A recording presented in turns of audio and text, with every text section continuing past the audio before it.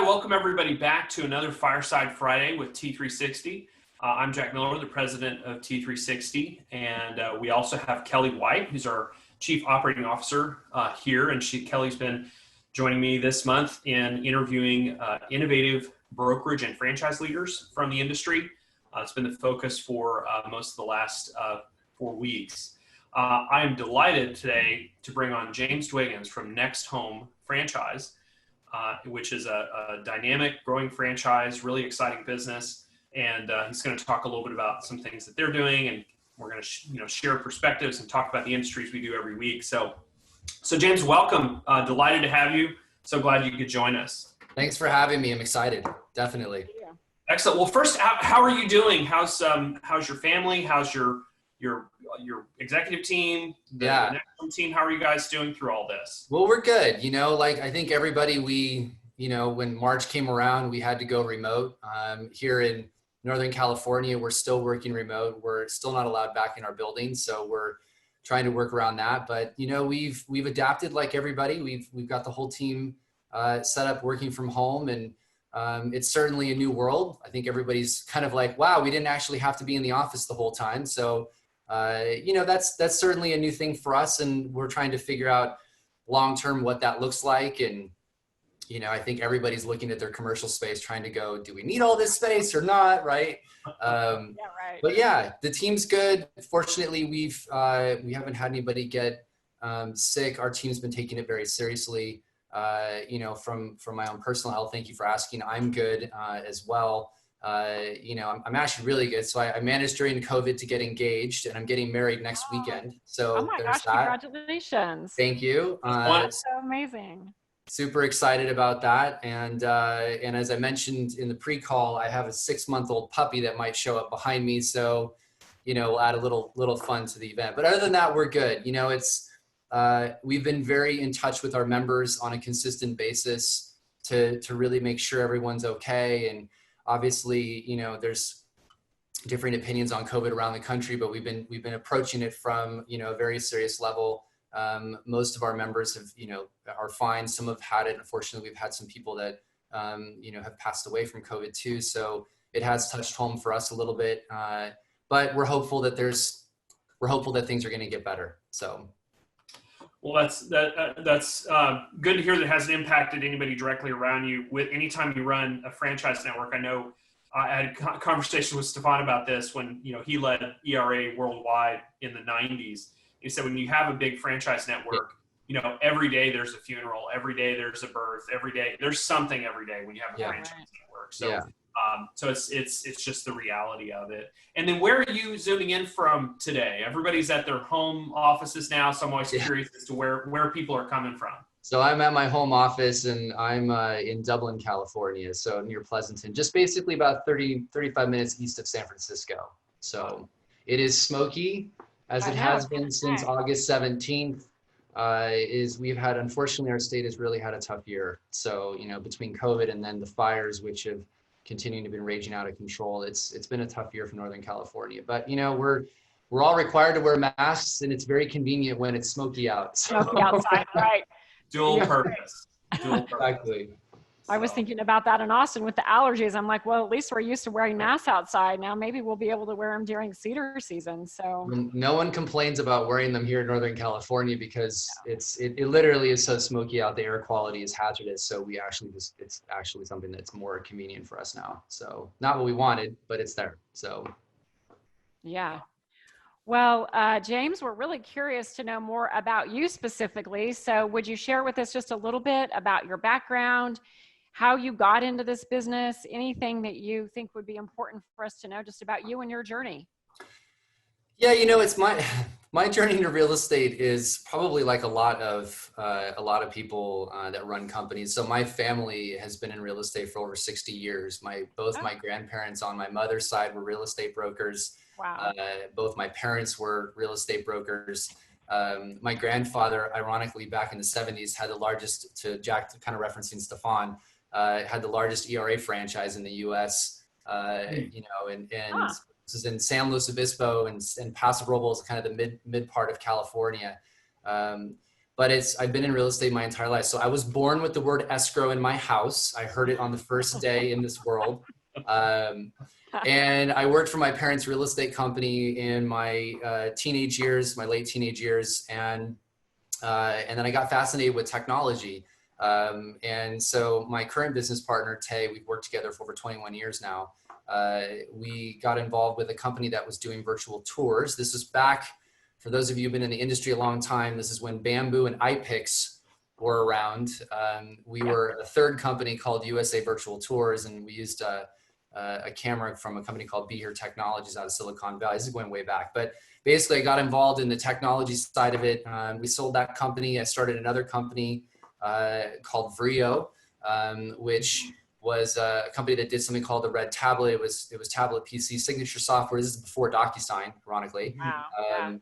And we did that as well as website development. A couple of my former partners, are in the consulting business now in real estate too. We all can't get out of it. But and then when we sold that company off in 2006, I went to work for a client, which is a company called Realty World Northern California, Northern Nevada. It was a regional franchise.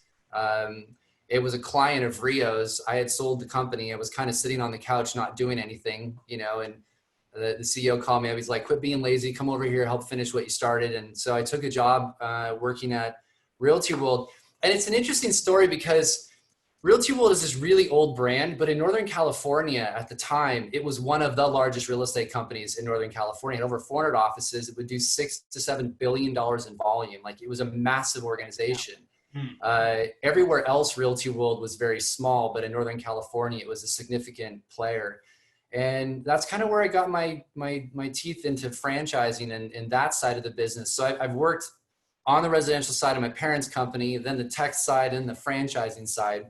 So, when we were working in Realty World, we were kind of playing with some models about how to shift franchising. And because it was a company no one paid attention to, we got to play with a lot of things and kind of fly under the radar. We also were so tech heavy, and my current business partner, Tay, came over to Realty World. We brought a bunch of engineers with us, and we were really working on what is now more common in the industry, but then was a completely integrated SSO enabled platform. And so we were doing data passing between programs before the industry even knew what SSO was. And we kind of spent a lot of time developing this really cool tech stack. But we realized quickly that Realty World was an old brand. It needed to be refreshed. It wasn't capable of being done due to some relationships with the national company. And then we really started looking at the industry going, man, this industry has not changed at all. Like, it's kind of just running people through the revolving door. It's about large numbers of agents, of which most don't actually sell real estate. Like, everything didn't fit. So we spent a few years looking at, well, how do we maybe do something new? And more importantly, how do we target the generation that's coming in to the industry, Gen X and Gen Y, and who's going to buy and sell and create something a little bit more fresh. And that's kind of how NextHome got started, is that we said, let's take what we built here and then let's rebrand it, this really cool tech stack. Let's rebrand it under a new brand name and then start something new. So, and I'll talk about that in a second, but that's kind of my history with it, is I've never gotten out of it. I keep trying, but I just can't get out of real estate. Just keeps sucking me back in. But it's now we're having a lot of fun. Like, we really, really love what we're doing. I know you guys have been to a couple of our events, so the culture is very different than what you'll see most in the industry. So it's definitely a fun venture we're headed down now. So. Well, that's a really great segue, because what we do want to do is hear a little bit about NextHome. And I mean, I was at your conference, your in-person conference last year, which seems like, eons ago. Right. All this. Yeah. And I was struck. I mean, we've spent some time working with some of your franchisees. They've been through a little program that we call T3 Fellows, which is amazing, by the way. For anybody listening, they didn't have me plug this, but it literally is an incredible consulting program. We have a lot of our franchises that go through that.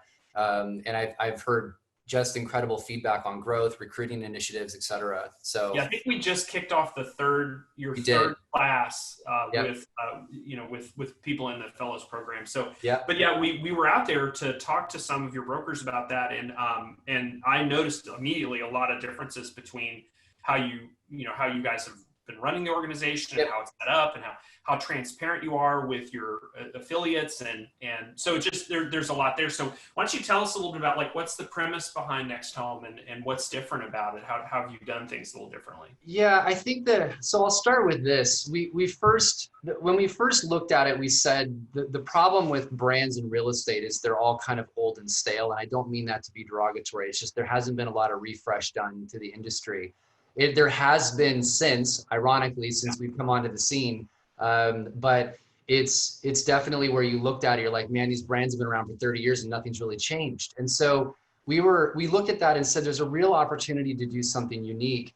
But I'll back into this differently. Part of the problem that we believe exists in real estate is that the way franchising works in real estate is completely backwards to the way franchising works in every other industry.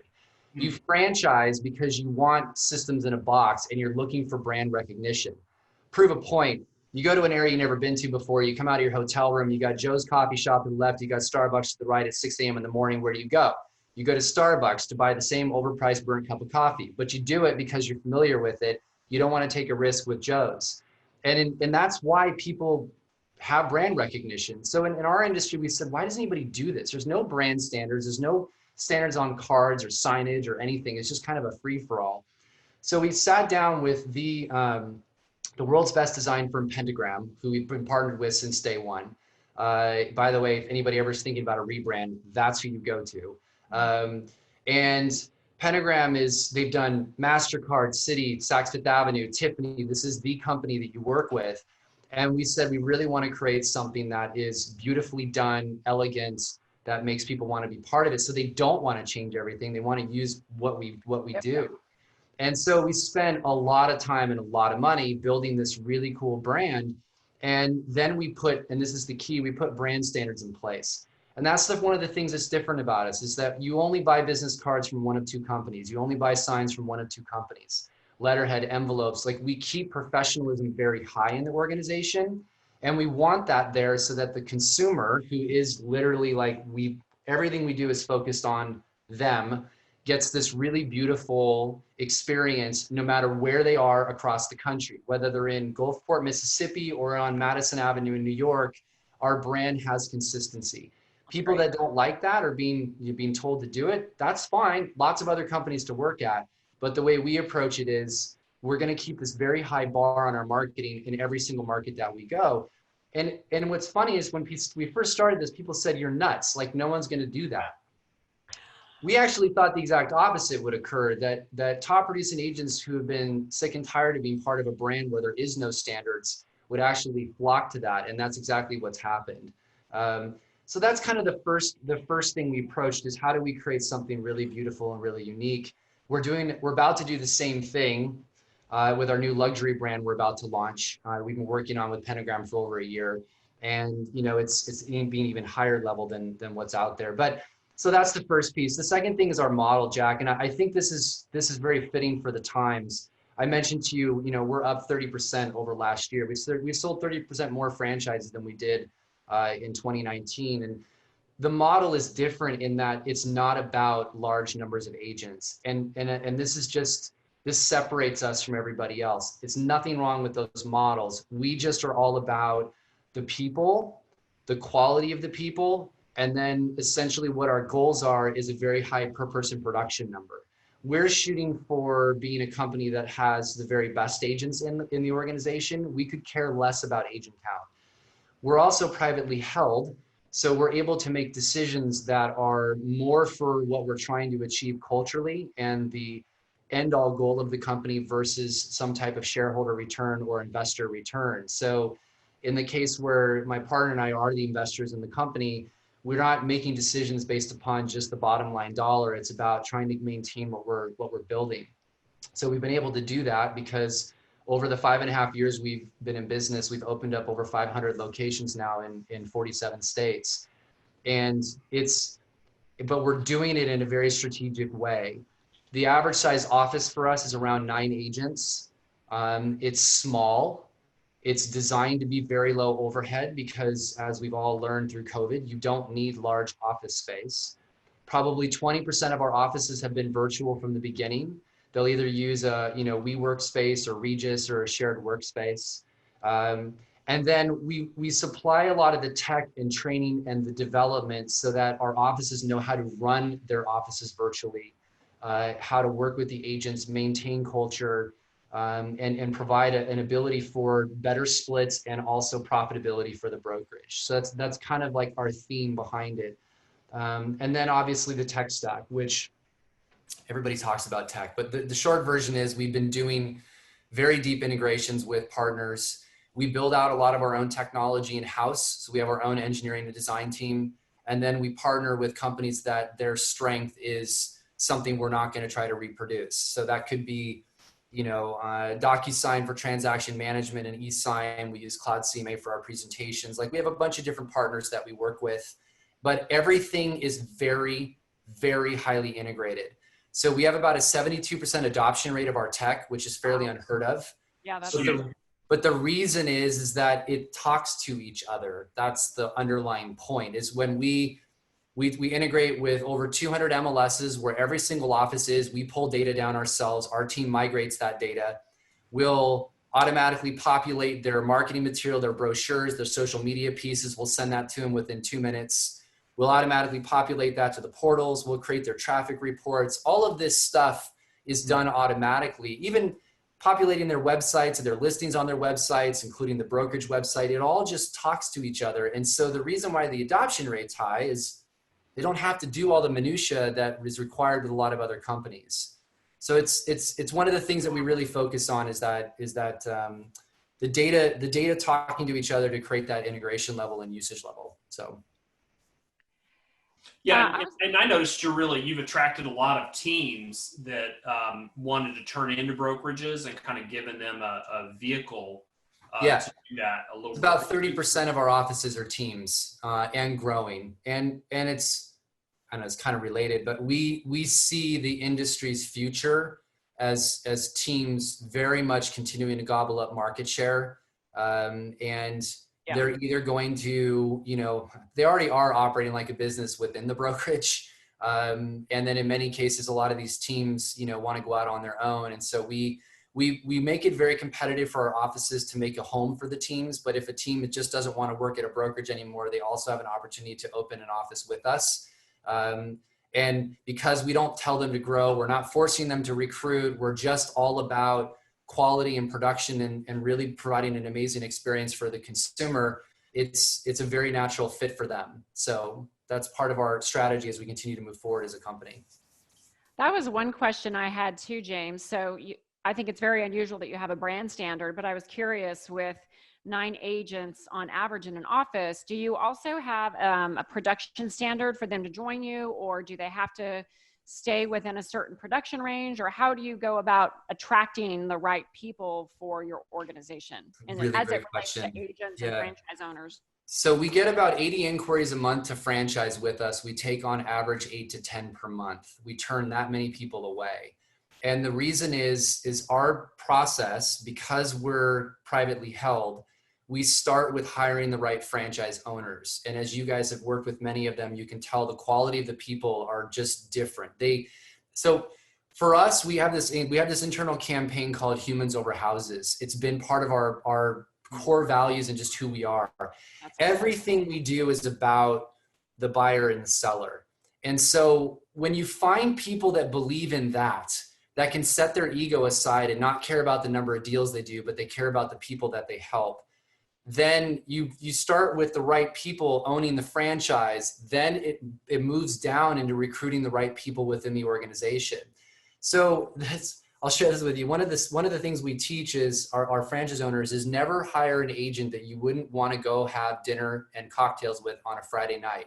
And we use Friday night because everybody wants to celebrate Friday night with whoever they want to spend time with. And if you wouldn't go spend Friday night with one of those agents, then don't bring them into your company. So we teach the opposite of being a body shop where it's everybody with a pulse come into the organization. It's more about how do we continue to build an industry and a brand that people want to be part of. So the motto is very simple: slow to hire, quick to fire. It's be very cautious, Be very smart about who you bring in. If somebody's a bad apple, ignore the production, get them out, because it will affect the culture. I remember having these conversations with some friends about how do you do that and scale it. And this was many years ago when NextHome wasn't as large as it is today. And I made the comment, I stand by it. It literally comes down to choosing the right people to lead the company. That means each franchise owner we bring in, we do a lot of vetting with.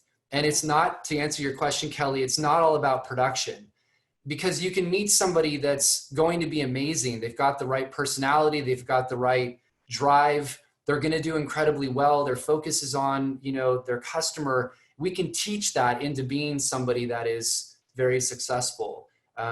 We also teach that when somebody comes in and they're like, I do 150 deals a year and I want this split and I'm going to change your signs and all of that. We're like, cool. That's amazing. Here are like 10 other companies to go work at, because we're far more collaborative as a company than we are just about the production. So. Yeah, that was one of the things I noticed also, was how, in the meeting I attended last year with all your franchisees, that there was a more collaborative feel. Very much so. You guys were you were bringing products that have been developed internally, but they came from working sessions with your franchisees about what they wanted and what they most needed to grow. And I think I've got one of them. Yeah, I've got this. This that was shared with your day one, your training material that is like, here's what you do from day one on as an agent at NextHome. Yeah, and I thought it's really well put together. Thank you. I was wondering where that book went, Jack. I took it off your chair when you go to speak. So. We have 6 committees in the company, and they're actually called franchise advisory committees. They're elected by the franchise owners. So we don't pick them. The owners vote every year on who they want to both vice chair and chair the committee. It's kind of like NAR, but it's a little bit deeper than that. They get very deep inside knowledge about what we are building. They know about timelines. They know about plans. They review products we're looking at. That also is how we develop, to your point, the things that are needed. Our education committee was like, look, we really need to have a well-developed program that we can start somebody on day one, where the name came from, and get them into being a very successful agent. And so we, spent 6 months writing this training program from scratch. And, then we obviously roll it out to our offices. Our corporate team is very hands-on too. You kind of got the feel of that. Like the way that I view a company to be run is transparent, and we also run it very horizontally. Like, my title's CEO, but it doesn't mean anything. Like, I'm the least important person in the company. Ironically, it's done where everybody has specific roles, but we're very close with our members. So we know when someone is sick, we know when something's off in the office, we get involved.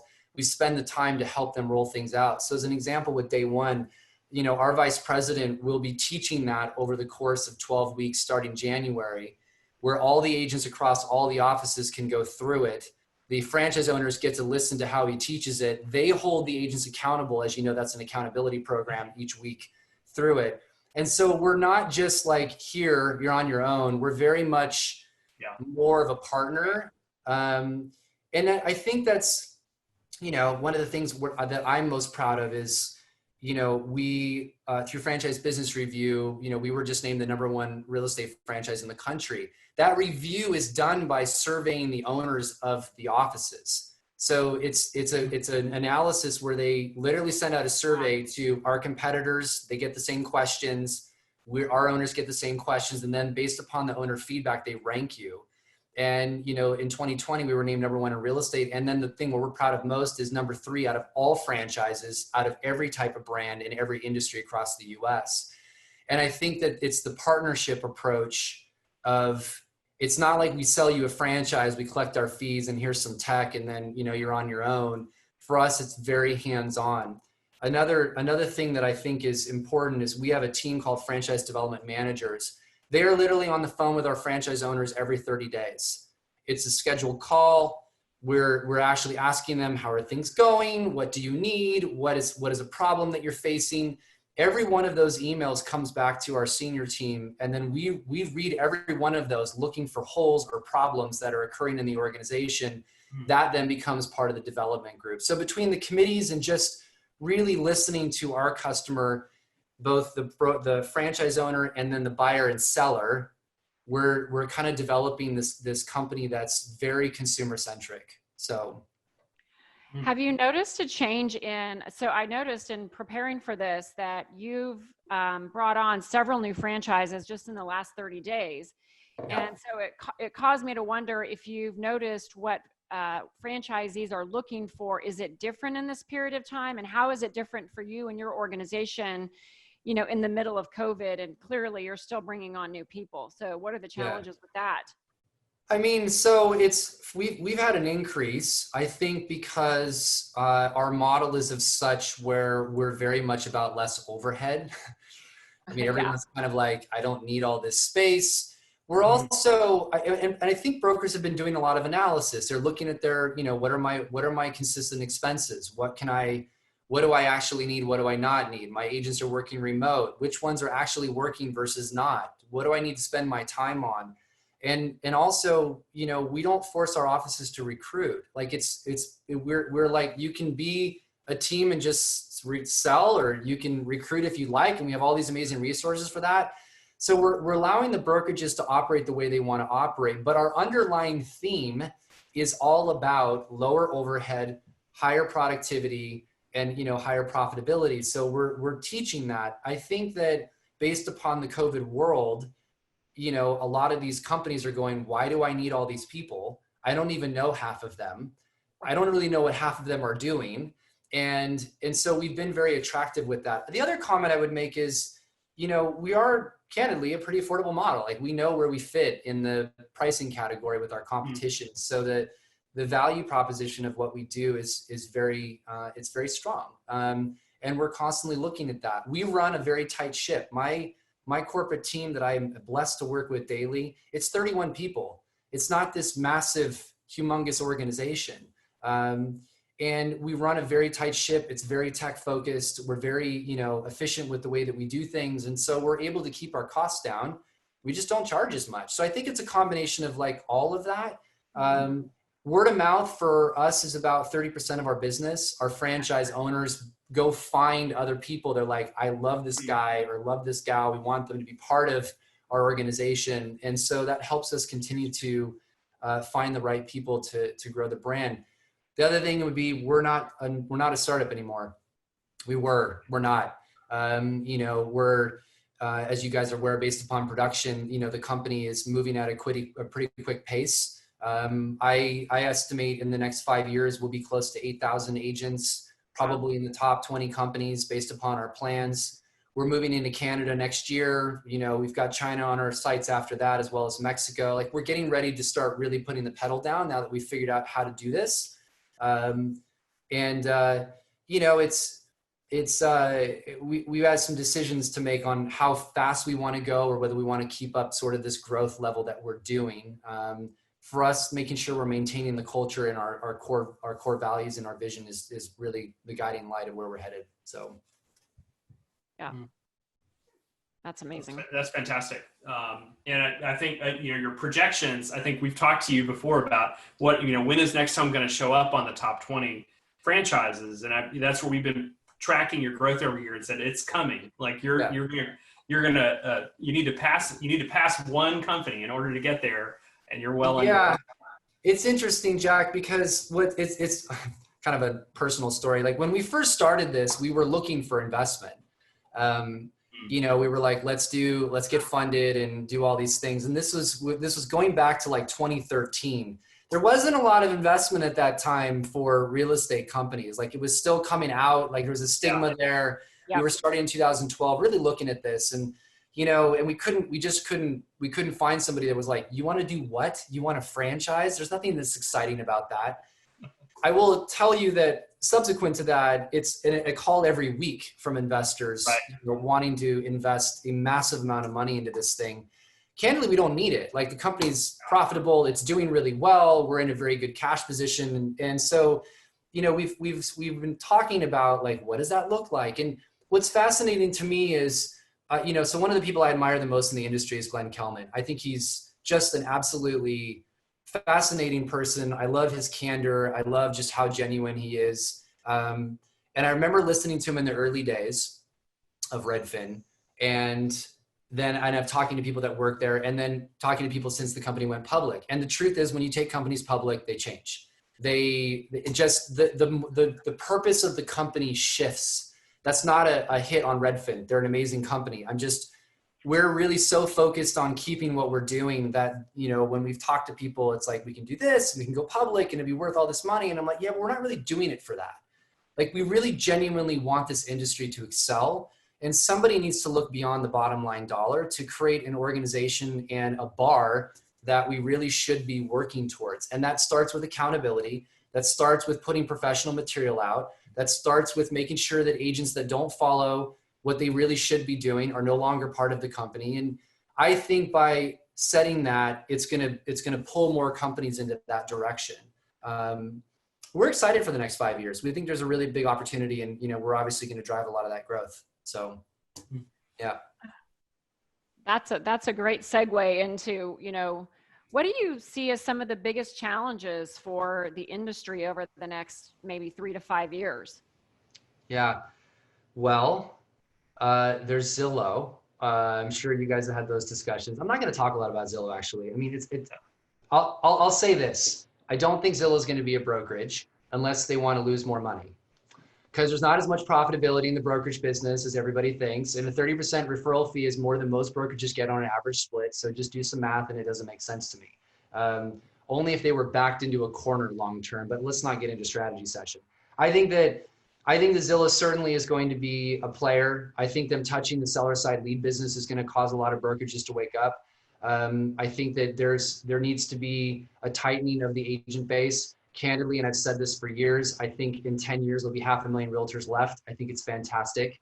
That's not any offense to people who are real estate agents. I'm just referring to, we need good quality people who are in it full time, managing the single biggest asset that Americans own. And so I believe whoever wants to be part of that group, fantastic. But 1.3 million people, of which a majority of them don't do anything, is really not good for our industry. I think that will happen because I think more teams are going to take more market share. Individual agents will struggle without systems and a really good process for follow-up, they're going to struggle for keeping market share when teams can create more of a systematized approach to service.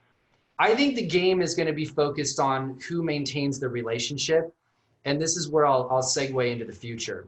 Okay.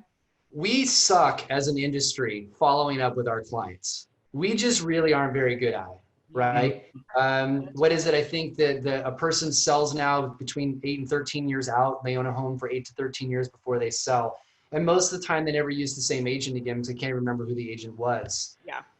So if you look at the way the model of the industry is going, I look at Zillow or Realtor with OpCity. We're trying to touch as much of the transaction as possible without being in the transaction or being fiduciary. That model works if the consumer goes there, is handed off, pays a 30% referral fee, and then 8 to 13 years later comes back, gets handed off again. The hole in that model is really simple. If in the time frame that I sold this person a house, and the 8 to 13 years they own that, their realtor, am in touch with them every single quarter about things that are absolutely what I want to hear about, which is not recipe cards or baseball schedules or to turn my clock back because my phone does that automatically. It's about relevant things the homeowner wants to know about. Then my relationship stays intact. And if in 8 to 13 years I'm ready to sell my house again, and I know my realtor because I'm in touch with them on a consistent basis, why would I go back to a portal to go find a real estate agent again? You wouldn't. Wouldn't.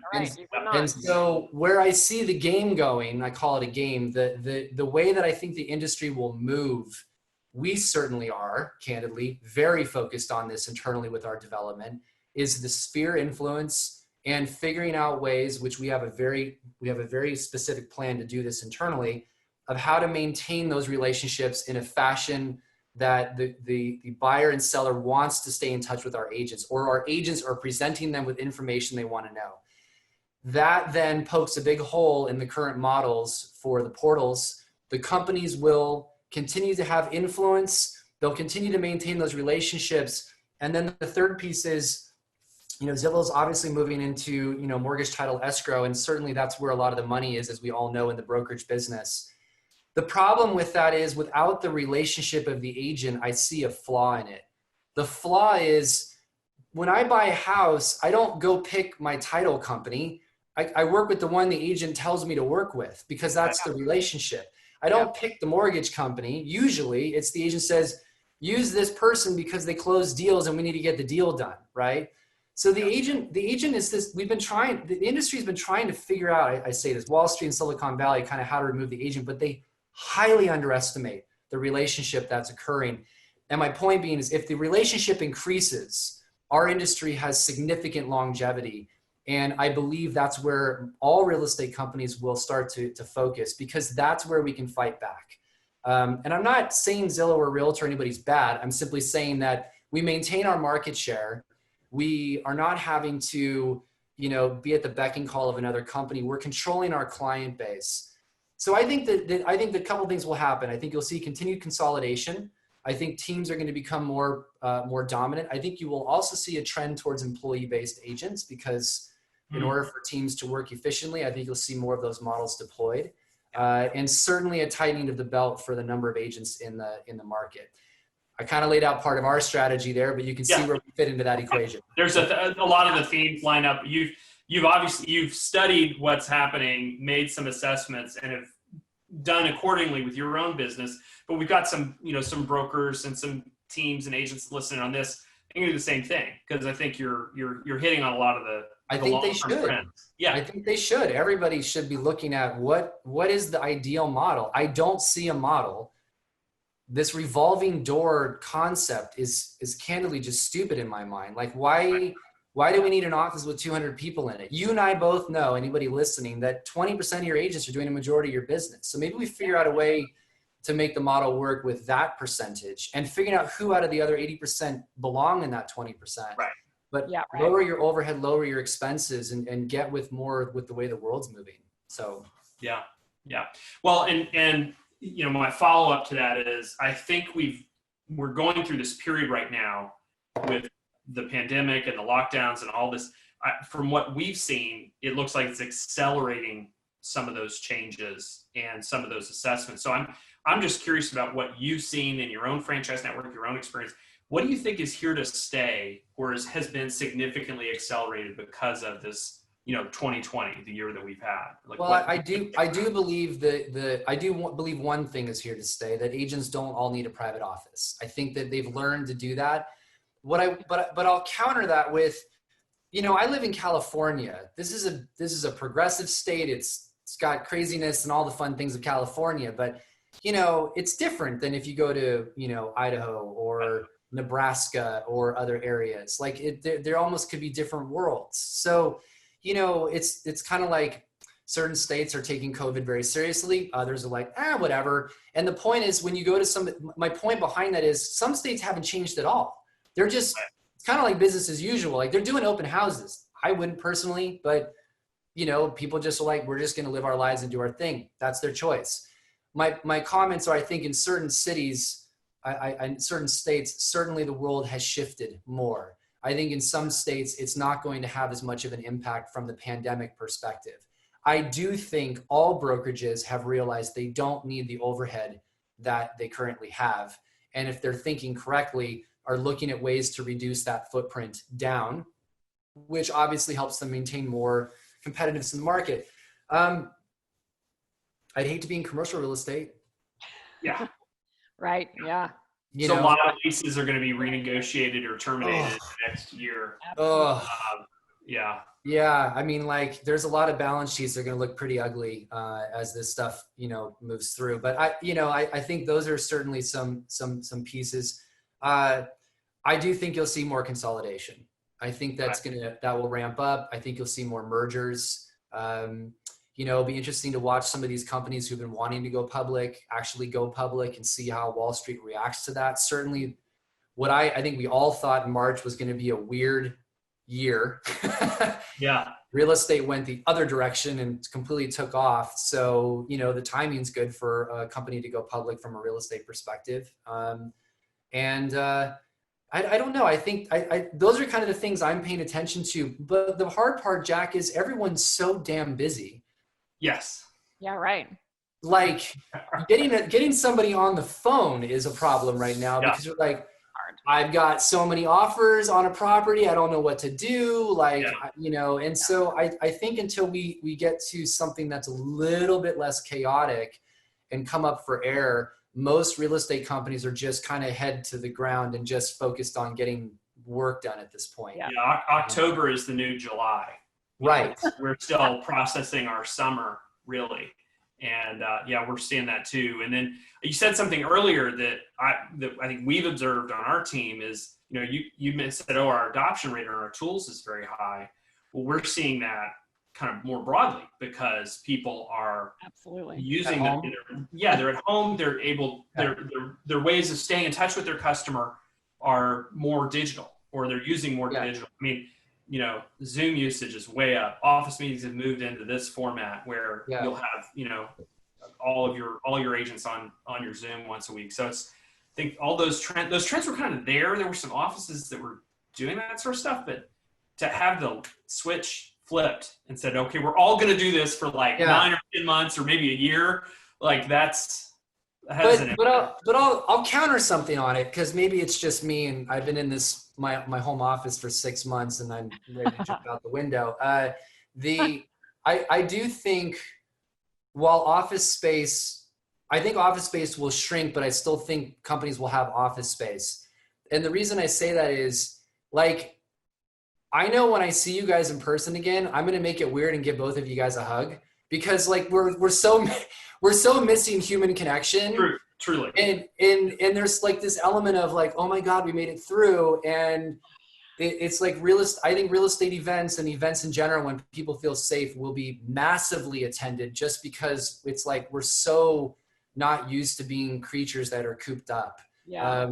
So what I'm getting at is, I don't think offices will go away. I've never believed in a total virtual real estate office. Let me preface that with, I think there's something to be said about meeting and connecting with people in person. For sure. And having that. Absolutely. And so, you know, why we've been focused on the hybrid approach is small, but still able to connect and using that ability. I think Americans are very much looking for a day that they can take their mask off and be somewhat sense of normal and be close, and the world will be a very happy place when that day occurs. So, yeah. Yes, I can only imagine the conventions we will have. Yeah, like, conferences in 2021 or 2022. Can you imagine? No, I know. Like, this is what you guys, I know Brad Inman is going to be like, oh, you know, it'll be the highest attendance ever. NAR will be actually, you know, hugely attended. So I think there's a thing for personal connection, and I think Americans are missing that. And I think real estate offices will still exist, but just to a smaller degree. So, yeah. That was great. Well, any other best practices that you would recommend for agents and brokers that might be on the call? I mean, you've mentioned a lot, but how about anything that you would? Any takeaways? Anything that you think takeaways? Look, focus on. So we did a webinar with our franchise owners, obviously after Zillow's news, and I was explaining to them that people work with people they trust. We're willing to pay a premium for things in our lives if we find value in it. That's proven every day by products that we purchase. And, you know, people will buy a BMW over a Honda, even though a Honda might be a better car, but they perceive BMW as like, it has this value to it. And people are willing to pay a premium. Yeah. I tell this to everyone, like, if you're discounting, if you're not even just discounting, if you're not focused on your client and just listening to what they want, then you're just missing the boat. It's so simple. And I'll give you some examples of this. Like, the reason why we don't allow agent photos on our yard signs, it's not because we have a problem with, you know, agents having their photo on stuff. It's because we asked the seller what they don't like about yard signs. And the seller was like, I hate the fact that it's a billboard for my agent and I really want them to sell my house. So we said, okay, well, that makes logical sense. And we said, so when you say sell the house, like they're like, make it about my property. We then asked buyers the same question. We're like, what is it you don't like about yard signs? We're like, I just want to know features about the house. I don't care about the agent. I want to it's about what I want, not what they want, right? And I'm using this simple example for the following reason. We have always used that feedback as the guiding light for how we operate our business. That's so You know, we know our yard signs are really beautiful. Candidly, we know they look better than most in the industry. We spend a lot of time on them. We also did these things based upon what the customer wants. We tested the products with the customers. What do you think of this? What do you think of the colors? We have a rider we put on them. It's $6. And it says the number of bedrooms, bathrooms, and garage spaces. And they're required to be put on all of our signs. And we do that because it sells the features of the house to the buyer driving by and the seller's happy. I'm using this example only because this is such basic stuff. And it's not done in our industry because we don't listen to the right people. And if you just sit down and start taking the answers to hard questions, hear the feedback, ignore all the positive ones. Congratulations, you got positive feedback. Focus in on the negative ones, the ones where you're getting constructive criticism. So like, you know, when we do our surveys and with our franchise owners and our customers, we don't actually spend any time on the stuff where everybody's like, you guys are great. We don't need to toot our own horns. We're focused on, here's these things that we had criticism on. How do we identify a way to fix that and make the organization better? The other thing I'll tell you is don't be afraid to lead, and don't be afraid to work with people that share the same vision. If you have somebody who's like, you know, don't tell me what to do. I want my face on the yard sign. It's important to me. That's cool. If it's important to the agent, great. That's fine. But understand that in the way that we operate is it's important to what's important to the buyer and seller.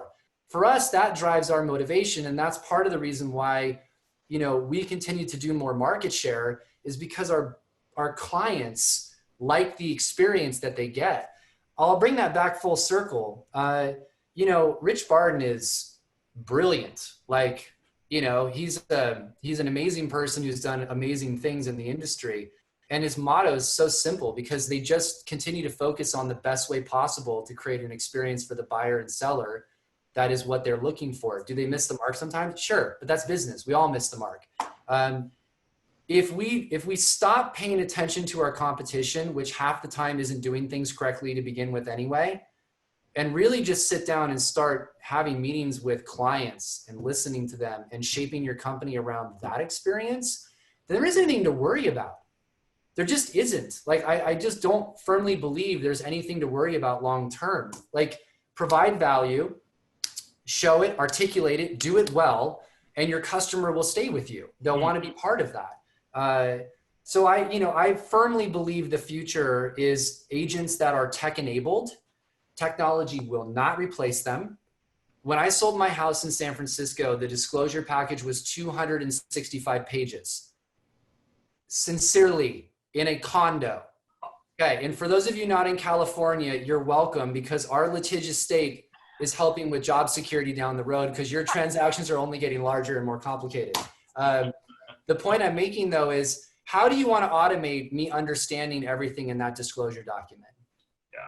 Right. You're not going to. I don't care what anyone says about that. The reality is I need to talk to somebody who is specialized in that, who understands that building, who understands that market, who's done these things. And I need a professional to do that. So stop worrying about Zillow and all these other companies. Focus on your own clients, staying in touch with them, increasing your value proposition, and we'll be having a conversation 10 years from now about how your market share hasn't shifted at all or it increased. So I don't know, that's kind of like my takeaway. And I think that if you just stop worrying about your competition and pay attention to what you really need to do, your company will grow and it'll grow quickly. We did it. Half the things we did as our company, everyone said you were insane to do. Who tells people that you can't put your photo on a yard sign? That's like recruiting pitch known to a number one, right? Yeah. Right. Well, the reality is, you know, in 5.5 years, 500 locations, 4,000 people will do close to 28,000 transactions this year. And that's essentially going against the grain of the way the industry operates because we're very focused on what the consumer wants. So I don't know, that's my takeaway. It's awesome. Don't be afraid. So good. I think that was a really strong way to close today's Fireside Friday. So, James, thank you so much for taking the time with our group. And for those of you listening in, we'll be sending out the replay. So if you missed part of it, check your email in the next couple of days. You'll get the replay. And we'll do it again next Friday. Next month's focus is on organized real estate. So we'll be bringing in some leaders out of the Organized Real Estate Association MLS industry. We'll be talking with Clint Skuchin and myself about big changes in organized real estate. It's going to be a fun month leading up to NAR. So, James, again, thank you so much for spending the time. Thanks Kelly, for having me. our co-pilot, awesome job. Thank you. So, Thanks, Kelly. Good to see you, James. Good to see you guys. Can't wait to give you that hug when I see you in the future. So, we're looking forward to it, James. all right, guys. Be safe. Bye, you guys. Thank Talk to you you. soon. All right, Bye.